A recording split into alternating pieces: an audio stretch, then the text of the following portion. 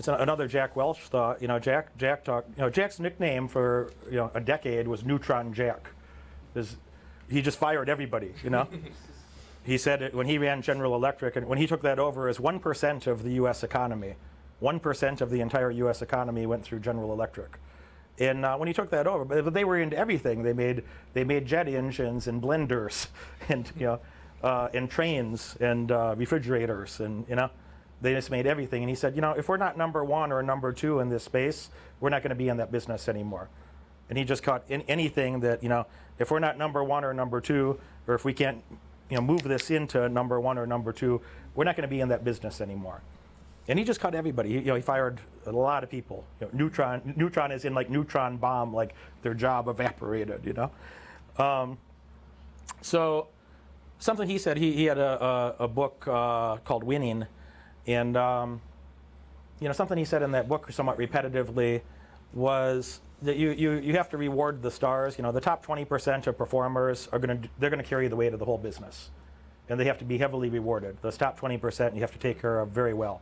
And I forget if he said 10 or 15% at the bottom. I forget the number, but the theory or the theme is the same. He said, the people in the middle are going to show up. They're going to do their piece. If you expect too much from them, they can't take it because it's more than their ambition level is. But they'll show up every day and they'll do about what you expect of them. And if you compensate them appropriately, you can't be mad at them. But there's a limitation of who they are or what they want to do. All right, and then he said the bottom 10 or 15%. He said you have to set clear expectations. Tell them 90 days ahead of time that your behavior here is going to change dramatically, in the next 30 days. And if that's not true, then you need to start looking for a new job because you're no longer going to be employed here in 90 days. And he said very bluntly, it's not an emotional conversation. So, it's what he said about key performance indicators, KPIs.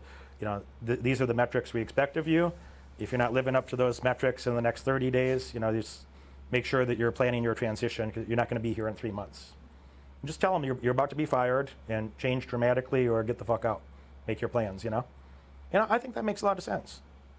And, when anybody that interviews that wants to work with me or be a contractor or be an assistant or anything, even before Travis started traveling with me frequently, we spent about 80 minutes where I told him every reason you'd never want to do that with me.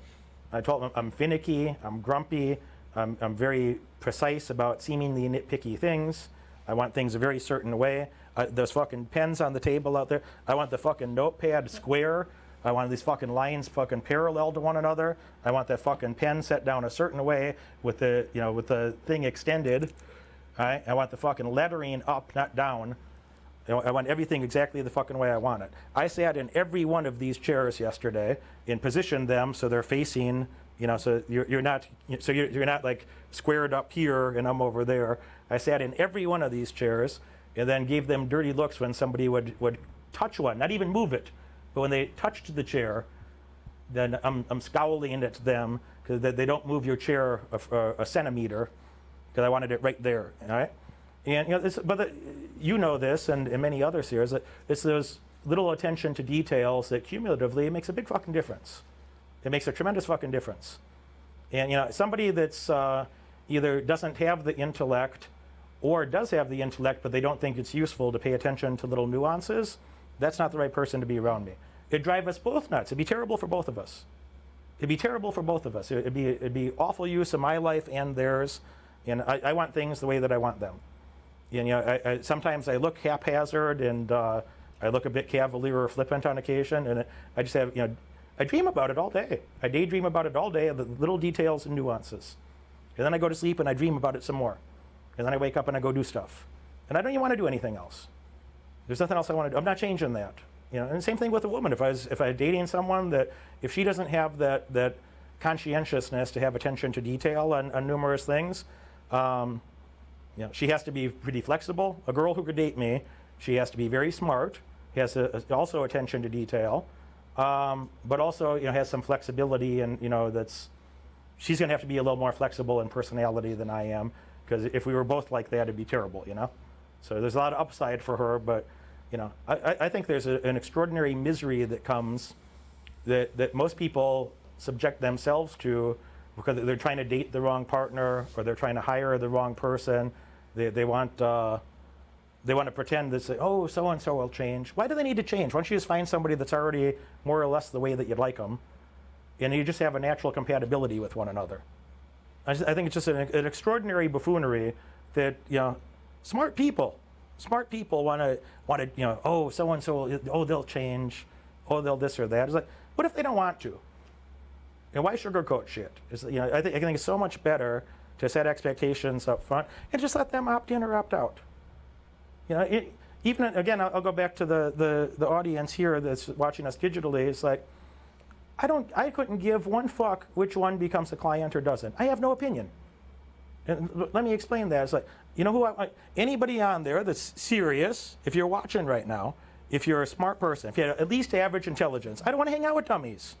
If you were born a dummy, I'm sorry. If you bumped your head and became a dummy, that's unfortunate. I don't want to hang out with dummies. But anybody that's here that has at least average intelligence and well above average in their work ethic, in their ambition, I could help that person. But they gotta want to help themselves. And if there's somebody that's looking for excuses, like, but Derek, I don't want to work 15 hours a week. If you don't think your future is worth 15 hours a week for 2 or 3 months, if your fucking future is not worth putting in, a couple hundred hours of effort, I trust your judgment. Don't come. I trust your judgment. If you don't think your future is worth investing 100+ hours into, I trust your judgment. Not only do I don't want your money. I don't want to be around someone like that.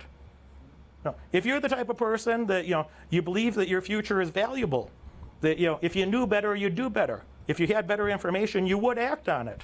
Because I know if they would do the things that I suggest that they do, they'll have better outcomes. You guys know that. So if it's the type of person that if they knew better, they'd do better, that's a great start, ain't it? So they're eager to learn, interested to learn, wants to be actively engaged in building a better life, doesn't want to be a piss swimmer, is similarly nauseated by middle-class behavior as I am, that someone who has the potentiality to do much better but chooses not to. That person, we're going to do great together. That's the same reason you and I like each other. We're going to do great with somebody like that. So I don't want the wrong client. I won't take money from the wrong client. If they fucking call, if they request an interview, you can't even buy, in this business, you can't buy anything on the internet from me. You have to have an interview. Go look at the website. You can't buy anything on the website. You can buy a fucking $10 seat to a conference, you can't buy any of the main programs on the fucking website. You have to have a fucking phone call and 2-stage interview. They have to call and have an interview. If they call and say, let me be clear, what are Derek's exact credentials, blah, blah, blah. Hey, ass fuck. I spent 9 years in the best goddamn universities. As a millionaire in my 20s, as a multi-millionaire in my 30s, and I'm doing a lot fucking better now.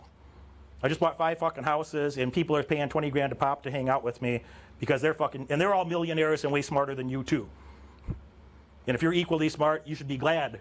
You should be glad to be in that fucking program. But you have to take one of these first because I need to know you first, because I won't take your fucking 20 grand unless I know you through one of these and I know that you're not going to be a pain in the ass. So there's my marketing. But it's true. And you know what? Just like you, the smartest people get it. The smartest people get it. So when somebody calls and they got, question. If they got a couple logistical questions, that's great. But they have questions along the lines of, I don't know if I even want to be successful. I got a lot of excuses.